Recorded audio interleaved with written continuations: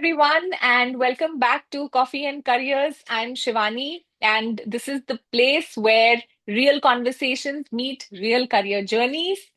Today's guest is someone I truly admire for her depth, her empathy, and her ability to blend people practices with business impact seamlessly. Please join me in welcoming Poornima Srinivasan, Vice President, Test Vagrant Technologies, to the show. With 2 decades of expertise in HR, Poornima has established herself as a transformative leader dedicated to shaping inclusive and innovative workplaces. Her career encompasses a diverse range of sectors, including technology, design, and development, where she has driven impactful initiatives to enhance organization culture and employee engagement. She has spearheaded influential programs at renowned organizations, including her current one, Test Vagrant Technologies, Bonito Designs, and 24 by 7 AI, focusing on improving recruitment strategies, fostering engagement, and elevating performance management. A winner of numerous awards, including Women's Achievers Awards, the Future CHRO Award, amongst many, Purnima continues to inspire and lead, driving innovation and excellence in the HR field. So grab your coffee because this one is going to be those conversations that you'll want to sip slowly and take notes on. Welcome to the show, Purnima. It's an honor to have you with us today. Thank you. Thank you so much, Shivani. It was a great and amazing introduction. I'm humbled, actually. Thank And you. it's everything, every word of what I said is true. I Yeah. have, seen.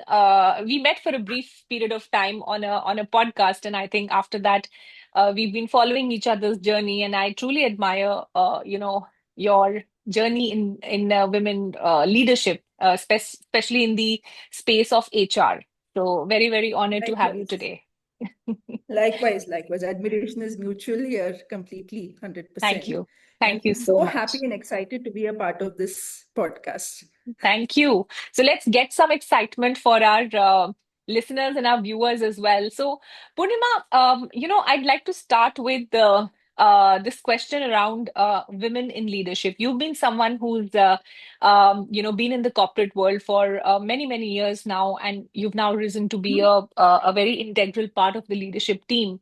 So, for women navigating leadership, what have you learned, about advocating for yourself, and especially in the rooms where you might be outnumbered? This is like Shivani, you're speaking about our day-to-day reality in Hmm. corporate. So, Yeah. I mean, as a woman, I think one is often outnumbered in any rooms where decisions are made.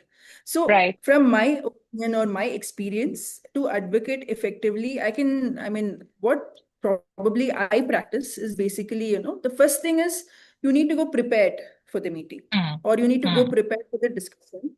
Have facts and figures in place because data speaks volumes. It can Right. be more louder than what you are Yeah. kind of intending. Yes. And be very confident and clear on what is the outcome you need out of these discussions. Right. First thing is that. And second thing is choose your moments, basically. Like choose your Hmm. battles.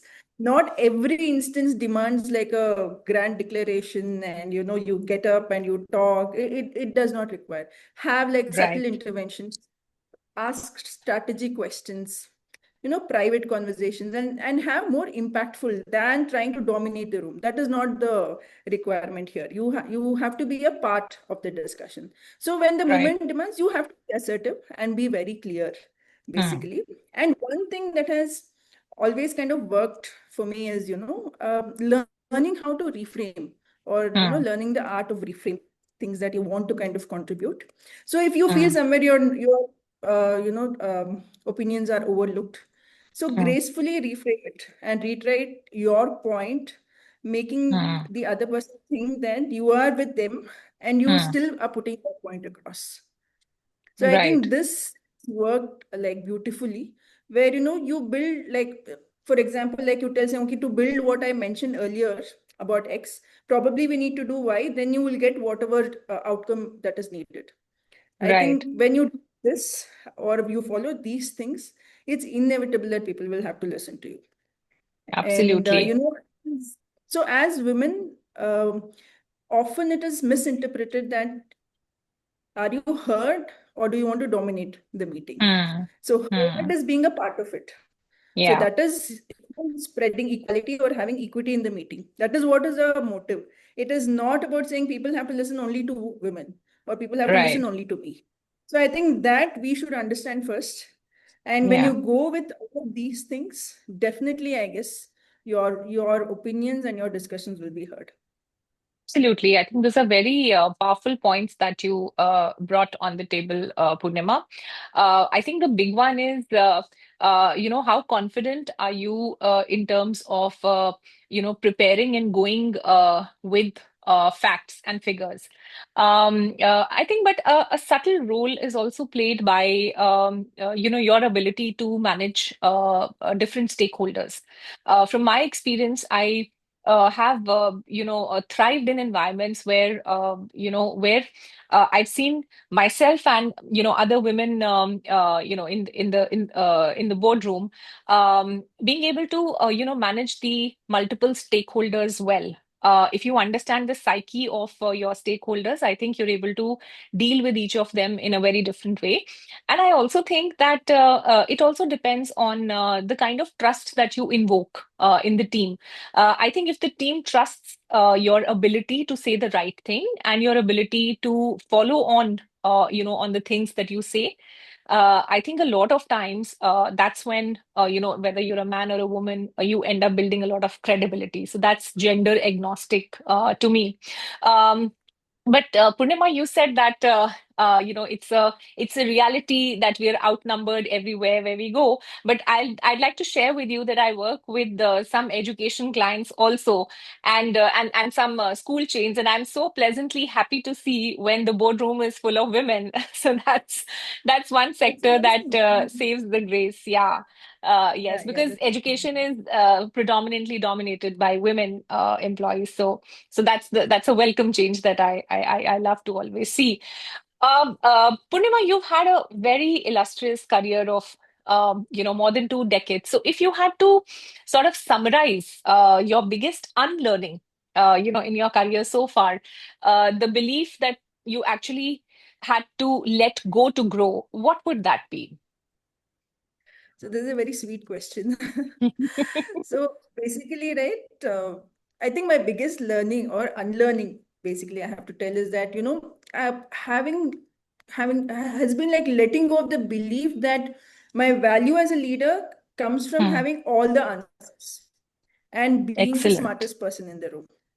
So Excellent. basically, early in my career, I thought saying demonstrating expertise Hmm. demonstrating expertise meant that I need to solve every problem that is there with the team, with Yeah. the company, with everything. But I think has been my biggest unlearning because as I grew or as I kind of uh, I mean, as I started gaining experience as a leader, I realized that true leadership isn't about this.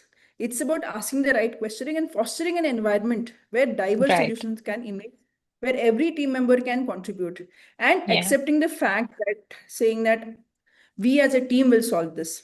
So that shift of mind or mindset saying from I have a solution to saying how can we solve this together.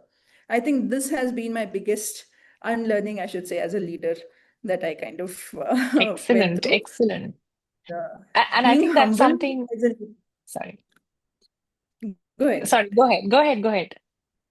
Present being humbled by this learning, saying that I am not the best, Mm, so I need people to solve anything. I can't be the best. So that image of being a perfectionist is something that I let go of, and it helped me really a lot in growing and mm, understanding people and being mm, a great mm. advocate or approachable by people who can kind of walk up and give their solutions.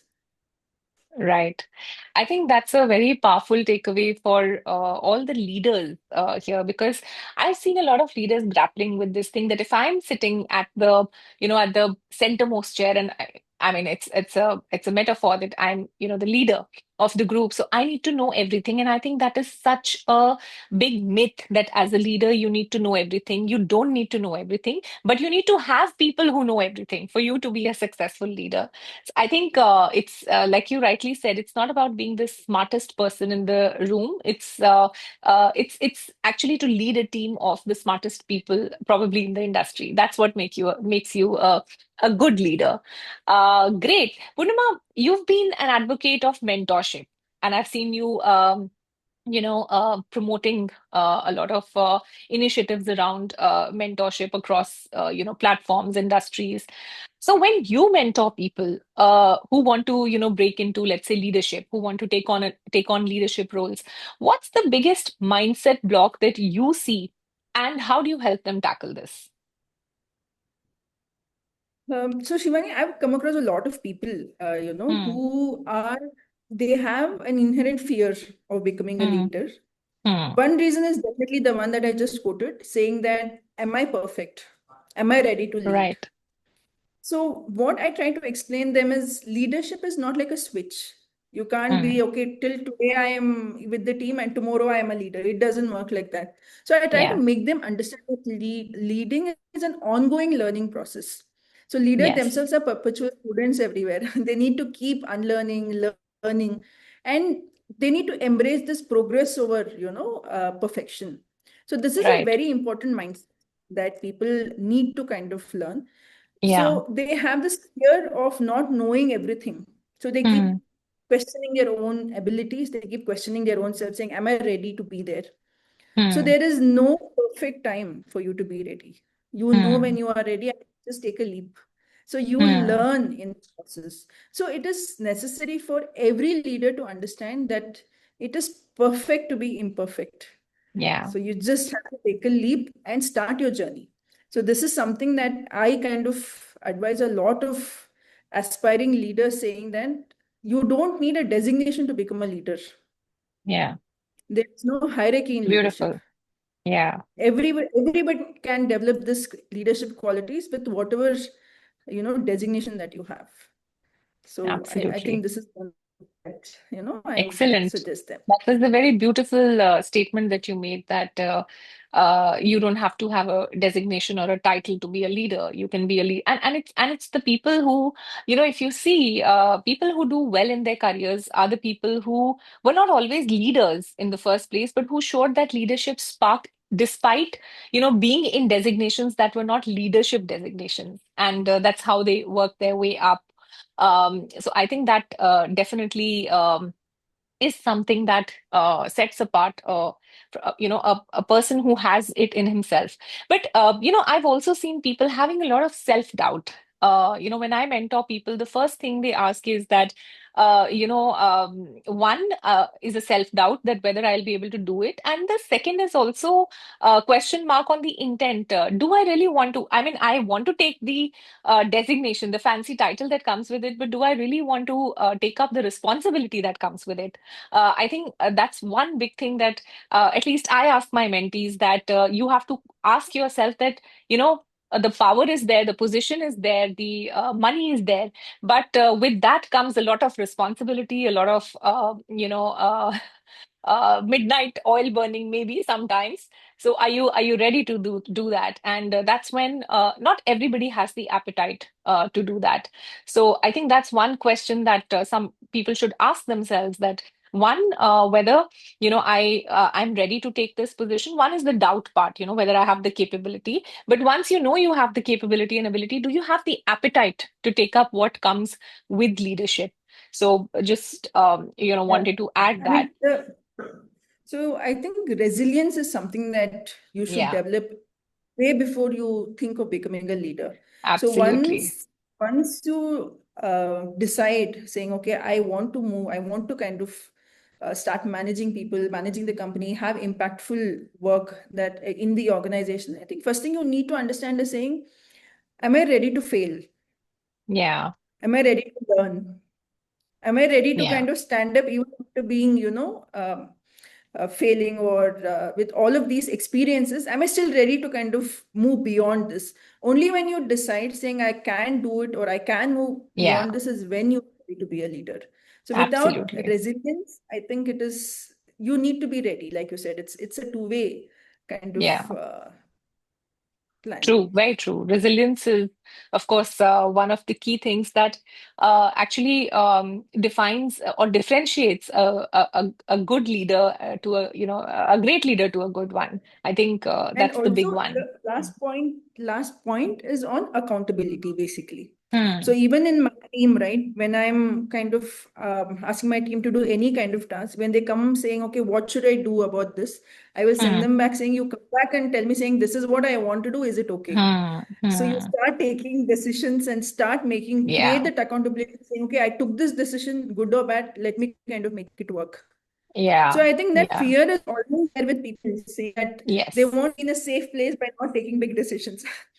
So I Yes. think decision making is something you Yes. need to learn Yeah. and be able Absolutely. to take the brunt. Yeah, Yeah, yeah, absolutely. I totally agree on that, on the decision-making part. I think the more you burn your fingers, the better, your fingers come out of it, if you want to put it like that. yeah, something like It's like that. they say the diamond, the coal inside goes and the diamond comes out. So if you want to shine like a Correct. diamond, you have to burn. So I think the best decisions are taken when you made a bad decision in the past and you've learned from it. The next time you'll make a very good decision. Correct. Correct. So you Great. need to have that this one Yeah. for that appetite for True. that, like you mentioned. Absolutely true. Purnima, we have, so many people in diverse age groups listening to this podcast now. And we also have a very diverse workforce, today in the corporate world. We have millennials, we have baby boomers as well. We have Gen Y, Gen Z, Gen Alpha, all the Gen Zs, whatever we want to call it, all generations we have. So let me pick up, a few categories. So, for example, people in their 20s, who've just started off with their careers, to people in their 30s who are somewhere in between, to people in the 40s who are now, moving towards leadership positions. So, if you could build a career, let's say an emergency kit for people in their 20s, 30s, and 40s, what's that one tool or mindset that you feel that is common across these versions? That all, no matter who, in what age group you are at, or at whatever level in your career you are at, it is a must-have. What's what's that one skill, tool, mindset, whatever you want to call it? I mean, I would say that having I mean, your emergency kit for progress all the time is having a growth mindset, basically. Hmm. So you need to understand whichever age group you belong to and whichever stage you are in your career, whether Hmm. you're in your 20s, your 30s, or your 40s, you need Hmm. to accept or believe that your abilities and intelligence can still be developed. Hmm. And you need to have that dedication and hard work that you need to put to Hmm. reach there. So if you're Hmm. talking about 20s, right? I mean, Hmm. you need to have the perseverance through your Yeah. early career rejections, I mean, learn what is needed, build up, upskill, and you need to embrace challenges. You can't be that, okay, this is the job I want. Say, this is a job in a company I got, and that is it. It doesn't work like that. So if you see Yes. in the 30s, it's even more inevitable.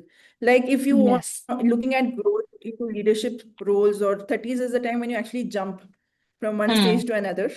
At that Yeah. time, you need to understand saying that, okay, if there is some unlearning to do, Hmm. there is like a hook learning, that is you have to change 360-degree of what you're doing and then learn Hmm. something. You should be ready for that.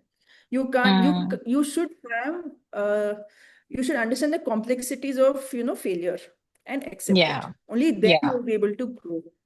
40s, though, it goes without saying. You want to be relevant in the industry, you have to Yeah. learn. Yeah. Yes. So True. you can never think, saying, okay, I'm done. I know everything. You don't know Yes. anything. I mean, you don't know everything anytime. So Yes. growth is Very a true. progress that you really have to do at any age. It's like a foundational belief that you need to have, no matter Yes. whatever challenges you face. So in 40s, if you see, right, you would have moved to a leadership position, ideally, I'm saying, Yeah. and then you would feel, say, okay, mujhe pata hai, I know everything. But then you won't be relevant if you're stuck to that. You need to embrace change, saying, okay, let me learn. Now you see AI is coming everywhere. People get so annoyed Yes. sometimes. So I'd actually gone for a recent event, an HR event, and we had people cursing AI, saying that, this is nothing. This is not going to Hmm. change anything. Hmm. But if you're stuck in that mindset, right, you Yeah. will not belong, become Yeah. irrelevant.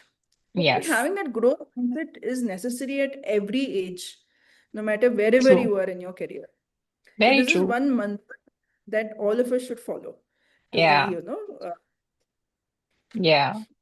Poornima, this is our ninth episode, and I've had eight guests before you on the podcast. And believe me, when I ask this question, this is the standard answer, that comes from every leader who's come on this podcast, that the only way to stay, relevant is to upskill yourself, is to be on the continuous path of learning, reading, getting yourself, keeping yourself basically relevant to the market. And this is so true. I mean, if it's coming from all, and to the viewers today, I mean, look at this, to the listeners, please listen to this once again for the ninth time, how important it is to keep yourself updated. I've seen a lot of people falling into that comfort zone once they reach a certain position, and they feel that whatever I have done in the past will take me ahead. Well, that's not the Correct. reality today. What you have done in the past, to some extent, can take you ahead, but what you've done in the past may not be relevant 5 years down the line. So then what are you going to do? So and I think that's a wake up call for everyone. People have been, talking, like you said, I hear on all these forums that, AI is there. Is AI a bane or a boon? But I honestly feel that, if you ask me, I honestly feel that if you know your craft well, AI can be a very good enabler for you. It's not a threat at all. It can make life a lot easier, but depends on what is your craft. If your craft is something that is easily replaceable, of course AI will eat up your jobs. But if it is something that is niche, and if it is something that is relevant in today's times, AI can be an enabler to help you grow even further in that field. So I completely agree, with this, and I strongly believe that whoever today is investing in upskilling themselves, keeping themselves relevant, networking, making sure that whether they are in their 20s, 30s, or 40s, they know what's going on in their field, and they're, totally up to date with that. I think those are the people who will see, the future as well for the This next coming years, because they'll be in jobs and not out of jobs by then. Yeah, I mean, just about AI, right? I also personally believe that, it cannot replace jobs. It will only replace people who don't know to use it. So Absolutely. using AI to increase your creative efficiency is what will make the difference. So you Very should know true. how to make your job easier. Yeah. So I mean, if you're delivering the same thing again and again, the growth mindset without learning something new. If AI is Yeah. able to take care of this job of yours, learn something else along with this. I think that is how you Absolutely. will stay safe. Second is Very on true. judging anything, let it be Hmm. AI or judging anything, right? Whether it is good or bad, you should first know what it is. I mean, Yes. if you're not learning how to Yeah. kind of use it and just Yeah. passing judgment saying, "Okay," it's very hollow that Yeah. way, right? I mean, you Very to true. even know whether it's good or bad, you Yeah. need to upskill. Yeah. Yeah. So, So you need to put in time to upskill about AI as well. It's such a vast world. And it is true what you just said, that people don't even know. I mean, so the other day I was at a client, and this is a big multinational company that I'm talking about, and they were fretting and fuming over making presentations, for the leadership team. And surprisingly, nobody even for once talked about, let's use an AI tool. Let's use a presentation website, which is powered by AI. I mean, people just get so used to the work that they're doing that, even to stop, pause, reflect, and think, now there's a better way to do it. And then there was a smart, Gen Z who was there in that meeting, and he said, "Oh, but why don't we use this? Let me just go on to this." And within minutes, he was able to, come up with such a good presentation, and that saved so much of their time. So, to your point, I think when we get used to the way of working, I think somewhere we close our minds to exploring new ways of doing, and that's what's happening with AI as well. I think people are not even exploring the power of it, and just saying that, oh, it's going to do this and it's going to do that. So it's it's Denying it will not help, right? yeah, Denying it, saying, hey, no, it can't do the exactly. job will not help. It does the Yeah. job. You just have to learn how to use it better. How to use the prompt. Absolutely. Absolutely true. Great. Now, Purnima, we have a lot of people listening to this podcast who are, somewhere in the mid stages of their careers. Now, for someone like that who wants to sort of reinvent, themselves, or they want to switch industries or take on a new role, what's that one brave but practical first step that you'd like to suggest? If somebody, let's say, wants to make a career pivot, so what would you suggest? What would be your advice for them? So, Shivani, I guess first thing is to understand what are the gaps that you have, Mm, basically, from this role to the role that you're looking. Either if you're looking for a bigger role, or you're looking for another role. You want to mm, kind of change your path. It might sound exciting, but mm, without a reality check of, what is the gap that, mm, or what is the skill set that you need to go to that role. I mm. think that is the most important thing, or that we need to do. For that, I guess you need to kind of reach out to people who are already in Yeah, that role, yeah. meet up with them, discuss with them. I mean, at least keep a count of about 10 people saying that, okay, these people are already in the role that I'm doing, and Mm, how are they doing it differently, and what it takes for me to reach there. I think this right. homework you have to do. It requires a lot of confidence to for you to step out of your comfort zone, reach out to someone saying, okay, help me, I want to grow. Yeah, So do that first. So understand right. that, I mean, that requires a lot of braveness, if you ask me. So Yeah. articulate your intent and genuinely, put it in practice. So Mm, these are not like job interviews. I'm not talking mm, about giving job interviews. I'm saying speaking to somebody in the industry who is already doing your role and understanding where you stand. And mm. honest, feedback for yourself. Saying, okay, if Yeah, I want to do this, these are the things that I have to kind of cover. Day-to-day realities of the job, saying, okay, if I get into the job, what are the things that I will be facing? So yeah, these things we will not put in your job description. Job description will be very fancy. So only when you yeah, talk to someone who's doing that, you will understand, what are the pain points, and decide saying, am I ready to take that up? yeah, And then you yeah. work towards. Yeah. Absolutely. I think that's the key. Talking to people and getting to know the people who are doing the same things. How are they, doing it? But I think more importantly, also understanding the why. A lot of people just get carried away by, the fancy sounding other side to which they want to switch. So I think that's important to ask yourself this question, that why do I want to switch, or why do I want to make a career pivot at this point in time? And secondly, whatever I'm aiming for doing, am I really suited to do it? Do I have it in me to do it? And that's where I think where I think some amount of self-awareness and self-reflection is required.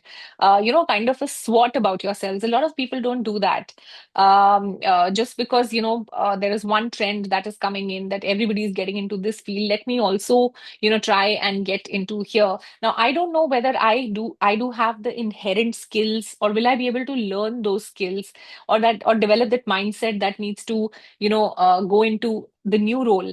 So I think that's also one of the things that I usually advise people, that you do a SWOT analysis first, see you have it in you, and most importantly, ask why do you want to do this? What is it going to give you? What's the end result that you're wanting to get? So just wanted to add on, to what you said. And of course, very important to talk to people who've done this, who've been there, done that, and have seen what it takes to, reach where you reach. Absolutely. Absolutely agree. Yeah, great. So, Purnima, one last question. If you could leave our listeners with one career checkpoint question that they should ask themselves every year, what would it be? Mm, I think couple of questions like, am I still learning here? Am Hmm. I still growing? And am I still contributing? Hmm. Is it exciting what I'm doing? Hmm. And am I in the right path? See, few people are stuck because they're comfortable. Few people Yeah. are stuck because they know how to do the job. So, am I comfortable doing this job? Then it's time for you to move. Yeah. You need to be uncomfortable first. So, if your job is making you uncomfortable, it means you're growing. The Yeah. minute you feel, okay, I'm happy with my job, everything is done. And so you need to have that check. So I'm not saying it's wrong because there Hmm. are people who will be Yeah. comfortable and who are happy being stagnant. So there's nothing wrong in it. I mean, you can Hmm. stay in a company for 10 years, 20 years, 30 years and still be happy with it without growth. But if you want to grow, you can't Yeah. be unhappy and being stuck because Yeah. that will also kind of make you an unhappy person from you will start taking it Yes. out everywhere when you have this Yes. problem. So Yes. you need to kind of understand this. Is this job stimulating me intellectually, saying, I'm able to, that personal fulfillment, am I Yeah. having it? So Yeah. it's, I mean, one suggestion is, you need to have a yearly plan ahead, Hmm. basically. Hmm. Instead of Hmm. just doing a review, right? You need to have a goal. Say, okay, I'm Yeah. starting this year, from this month of the year till next year. What are the things I'm actually looking at? Yeah. And then you don't have to do a review every year. I think you have to do a personal review every 3 months to see Yeah. if you're going that way or not. Because 1 year could be too late for you to change anything. So Yes. just having, dream saying, okay, it's just like I want to become a singer, I want to become a dancer, and you don't put effort, you won't become a singer. And then end of the year, Yeah. you're saying, Arey, I'm still not a singer, does not make sense. So Yeah. just giving a very, a simple example. So this Yeah. is how you should, is it aligning with my values? I Superb. think it is more. I think what you said is right. A lot of people don't sort of take out that time every year to question themselves. I think it just stops at the increment and the promotion if I have. But a lot of people don't question, is it really intellectually challenging me? Is it helping me grow? Or am I only growing in designation and not in my role or enrichment? And I think the people who are able to take that call and recognize that if I'm able to get good increments and promotions here, it means I'm good. But if this is not adding value to me here, maybe somewhere else it will add value, at the same with the Yes. same return. So I think it's important to do that exercise towards the end of every year or maybe beginning of new year or 3 months, whatever Yes. time period works, but it's important to reflect. I And agree also, with you. you can also plan saying, okay, in the next 5 years, where is that you want to be, or what is Yeah. that you want? Are you The happy vision for being like yourself. this for the next 5 years? Yes. So in the Right. next 5 years, if you're happy being who you are, then it's Yeah. fine. But if you are having ambition or goals to be someone else, you have to Yeah. do a reality check saying, if I'm going to keep doing the same thing I'm doing now, will I reach where I want to reach? Yeah. So that Very will give you true. a simple explanation on That's this. an I mean, you have to excellent be suggestion. honest. Yeah. That's an excellent So advice for people who are serious about their careers and wanting to grow. I think do that 5 year vision board for yourself. Where is it that you want to go? And see how your current career choice is, lined up or sort of synchronizes with your long-term plan. That's a great advice. Um, Purnima, I'm personally enjoying this conversation a lot. I wish we could go on, but in the interest of time, we'll have to end it here. Thank you so much for joining us today. Your insights, whether it was on women in leadership part or the career bites that you shared, I think they were not just very powerful, but they were very real. And it's been an absolute pleasure to have you on the show. Thank you for bringing your wisdom and your warmth, and of course, authenticity to the space. Thank you so much. same here, Shivani. Thank you so much for your time and this great opportunity. And to everyone listening, I hope today's conversation reminded you that building a meaningful career is not just about chasing titles. It's about growing your leadership from inside out with self awareness, the courage to face conflict, and the willingness to stretch beyond your comfort zone. Until next time, keep sipping, keep learning, keep chasing the career you love, and keep growing. Thank you, everyone. See you in the next episode. Thank you.